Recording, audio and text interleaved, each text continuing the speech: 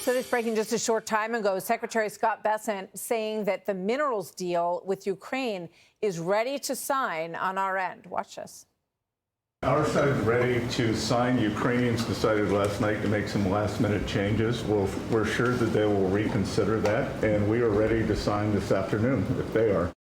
Meanwhile, the White House appears to be losing some patience over the lack of progress to end the 3-year Ukraine war. Chief of Staff Susie Wiles telling the New York Post, quote, the president has devoted 100 days and his very top people to Russia and Ukraine. And if peace is not achieved, it will be because it can't be achieved. It just cannot. If they want to continue to kill people while it's abhorrent, he can't stop that. And here's Secretary of State Marco Rubio. Watch this.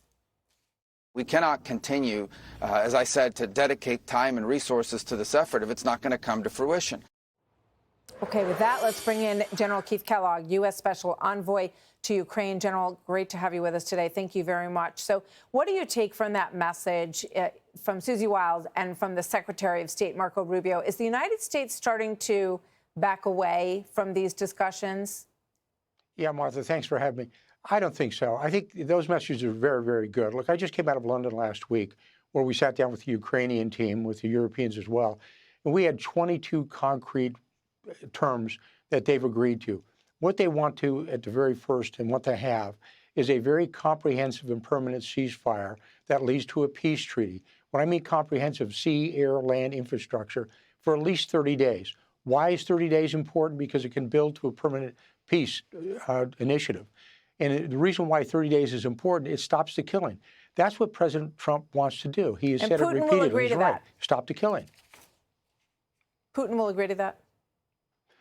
Well, that's up to Vladimir Putin. I mean, the president has been very good about it. He's been leading the efforts to do so. I mean, he's done more in 100 days than the last administration did in 1,200 days, and more than Macron did or anybody else internationally. So I think he's got it right. He's sending that message to President Putin. President Putin should pick up on it. If he really wants to stop the killing, if he wants this war to end, there's a pathway to do it, and it's been presented to him. We were at the Vatican covering the Pope's funeral last week, and I thought that the image of President Trump and Volodymyr Zelensky sitting down together, face-to-face at the Vatican, was a hopeful sign. Is there anything that you can tell us about what came out of that discussion? Well, I think it was a very positive discussion. In fact, what the Ukrainians told me was very constructive. You know, I keep going back to Matthew 5:9 when it says, blessed are the peacemakers, for they are the children of God. And you saw two of them sitting there side by side or face to face, trying to come up with a reason to end this war. Martha, people don't understand how violent this war has been. Soldiers alone, when you combine the Ukrainian and Russian soldiers killed and wounded, we're over 1.2 million. That is an unheard of number. We only had in 8 years of war in Vietnam 68,000 killed. That's right. So when you look at the numbers and the violence, it's absolutely huge. And it's got to end, and Trump's got it right. But on the Russian side, they're sending the message that, you know, they've had these meetings with Steve Witkoff, but they're basically saying we want the 20% that we've taken of the country since they invaded, and then we want Crimea, and we want a shrunken Ukraine military presence. I mean, are these ideas that the United States could ever agree to?